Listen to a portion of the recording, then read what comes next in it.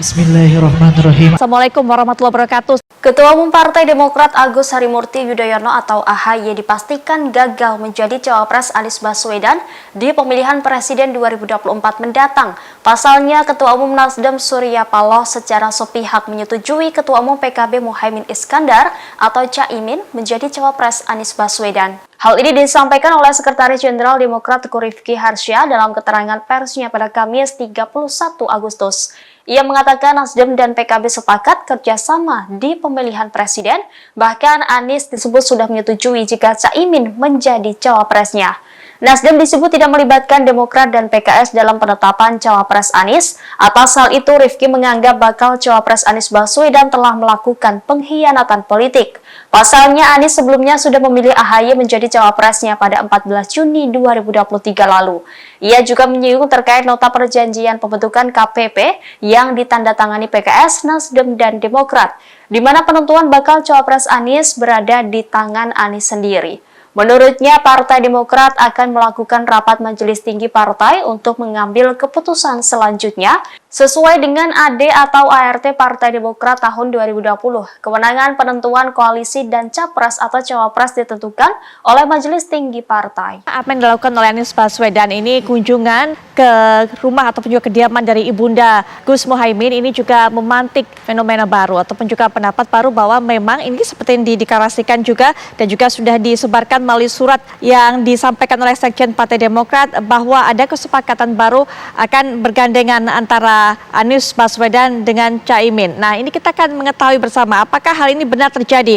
Kita sudah bersama dengan juru bicara Partai Demokrat, Mas Herzaki Mahendra Putra. Assalamualaikum warahmatullahi wabarakatuh. Ya, waalaikumsalam warahmatullahi wabarakatuh. Makasih Mbak Putri. Mas Herzaki, ini sudah beredar surat dari Sekjen Demokrat. Apakah betul seperti itu menjelaskan kronologi dan peristiwa yang juga terjadi bahwa saat ini sudah dipastikan bahwa Anies Baswedan ini akan menggandeng Caimin? Ya, ini info yang kami dapat dari kemarin sebenarnya. Kemarin malam kami dapat dari Pak Sudirman Said menyampaikan kepada tim 8 dari Demokrat, yaitu Bang Teguh Rifki dan Bang Evita, kalau Nasdem dan PKB sudah bersepakat untuk membentuk koalisi dengan capresnya adalah Anies Baswedan dan cawapresnya adalah Muhaimin Iskandar. Jadi mereka membentuk koalisi sendiri. Nah, memang sebelum ini kan tentu saja kabar yang sangat mengagetkan buat kami, ya, sangat yang tidak bisa diterima sebenarnya kalau menurut kami, karena kita kan sudah bersama-sama selama ini 1 tahun lebih menjalin kebersamaan dan setiap ada apapun kita komunikasi dengan baik. Tapi mendadak di beberapa hari ini ya, kok tiba-tibanya bisa ada seperti ini gitu. Ini yang menurut kami sangat mengagetkan gitu.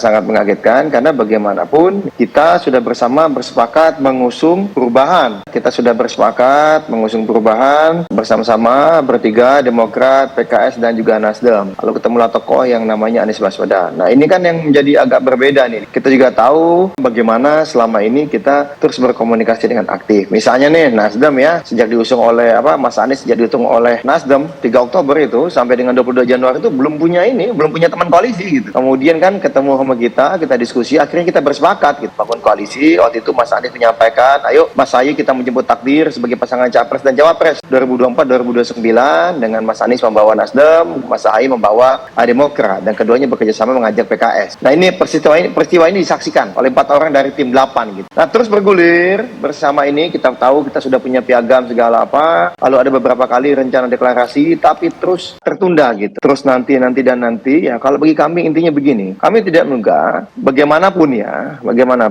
ini kan bisa-bisanya gitu. Teman koalisi kalau bahasanya kan tadi kami baca ada resenya bahasanya berkhianat. Kenapa kami sampaikan ini berkhianat? Kemudian malah Bang Andi Arief menyampaikan ini pengecut, berdarah dingin ya. Ini agak kaget juga kami dengan diksi-diksi ini. Kenapa ini bisa kami sampaikan? Ya soalnya kita sudah punya komitmen bersama, sudah berulang kali, sudah cukup panjang, ya. Lalu sedang dalam proses pengaturan untuk masalah proses deklarasi, mendadak buat kesepakatan dengan yang lain, tidak ada komunikasi. Ya istilah kata kita ini udah mau siap-siap akad nikah lah gitu. Mendadak tahu-tahu yang disebar undangannya beda gitu. Baik. Dan yang mau dinikah ini kok nggak jadi, nggak dikasih tahu. Dan saya sampai saat ini yang saya tahu, tidak ada komunikasi apapun secara langsung dari Mas Anies kepada Mas Ahy. Padahal ketika katakanlah Mas Ahy waktu itu sedang mau diajak ketemu oleh salah satu tokoh partai lain yang besar gitu ya, itu bisa malam-malam nelpon bilang katanya ibu saya menyampaikan ini kalau kalau saya dan Mas Ahy harus menyebut takdir sebagai pasangan capres dan cawapres. Ini juga ustadz saya. Waduh, ini ibu di bawah, ustadz di bawah gitu. Tapi kemudian mendadak kok bisa-bisanya lalu berkhianat gitu. Ya, bersekongkol dengan yang lain, berdua saja. Lalu membuat dan yang menyedihkannya apa? Tadi, mau ikut nggak? Kita kaget loh. Jadi komunikasi selama ini apa gunanya? Kita berpolitik dengan value, dengan etika, tapi ternyata ini tidak bersambut gayungnya. Ternyata kita pikir sama-sama punya etika dan integritas, tapi sikapnya sangat-sangat menyedihkan.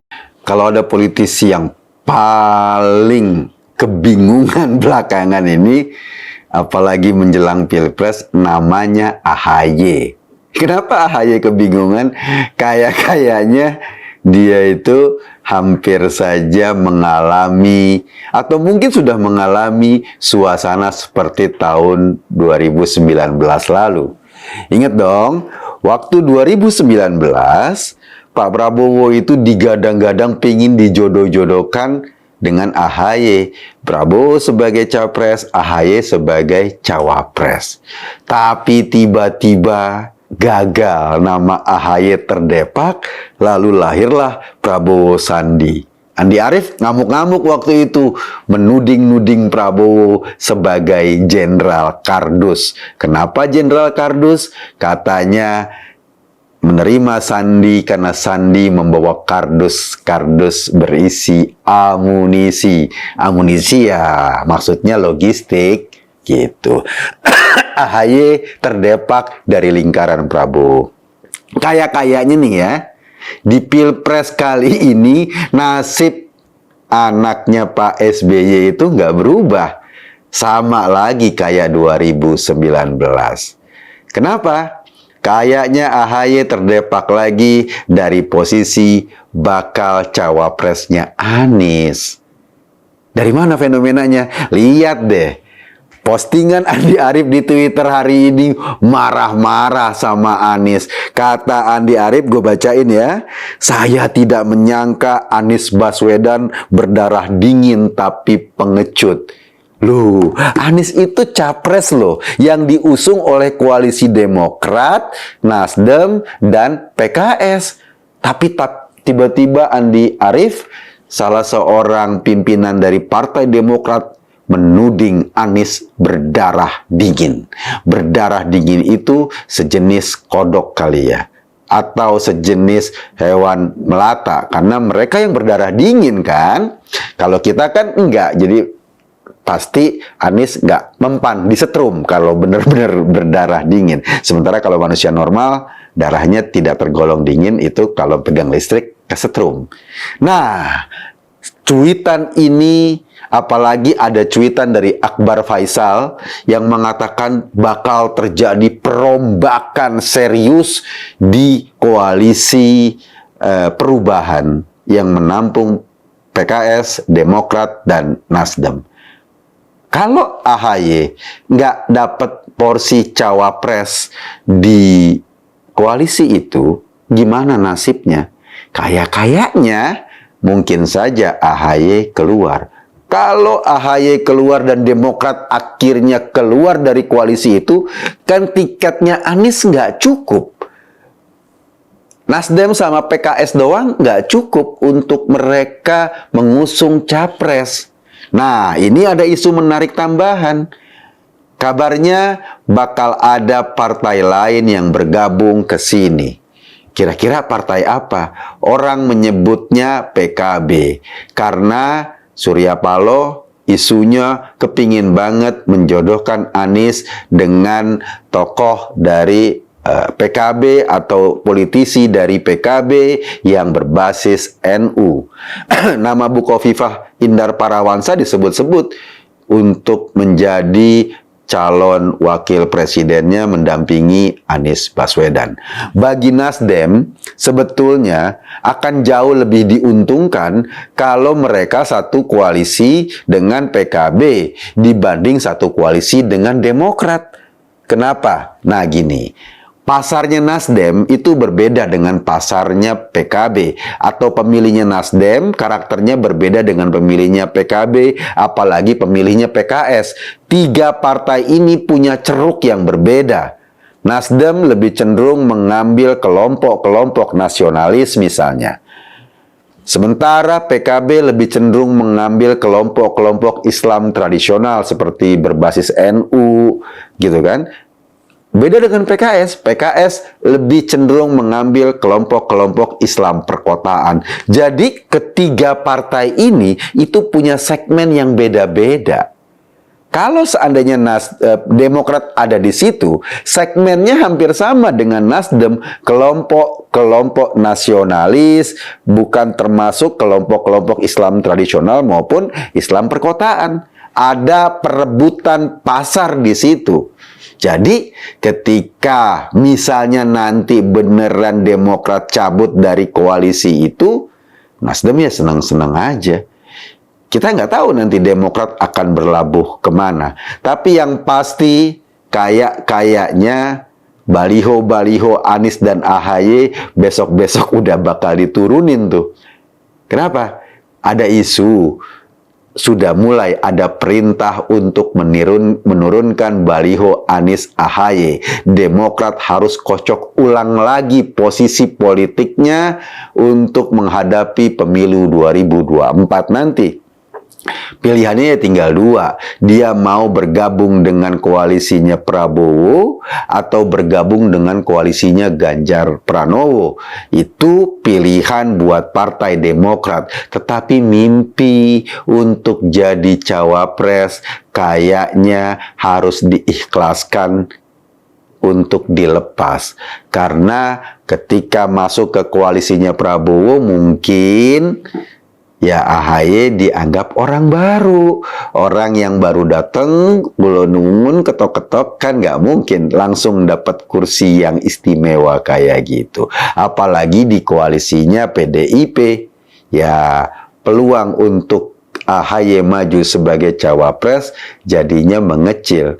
Wajar kalau kemudian Andi Arief ngamuk-ngamuk sama Anies sampai dituding berdarah dingin.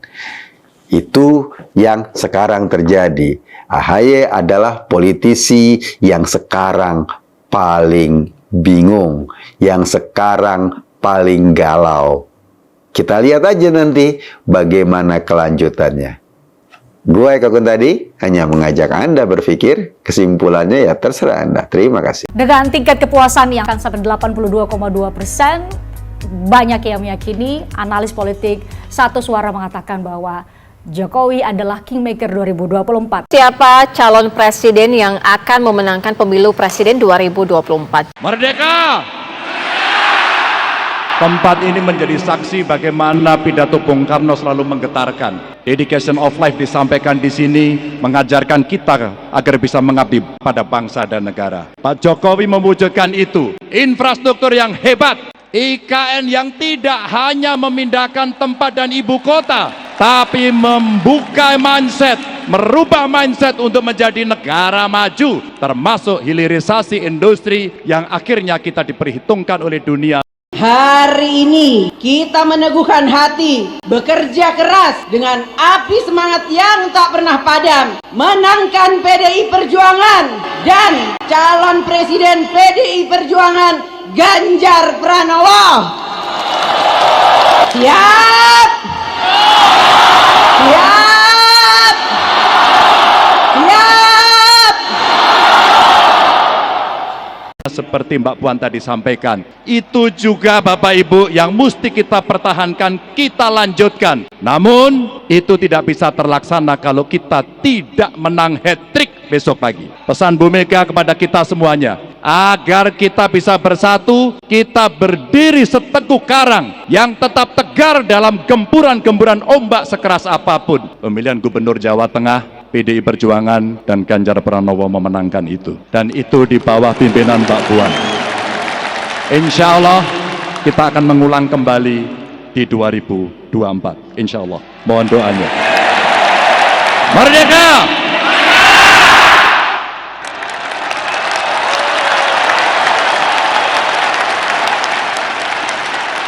Semoga Allah senantiasa menuntun kita di jalan yang diridhoinya. Aku qouli hadza, astaghfirullah li wa lakum. Wassalamualaikum warahmatullahi wabarakatuh. Terima kasih.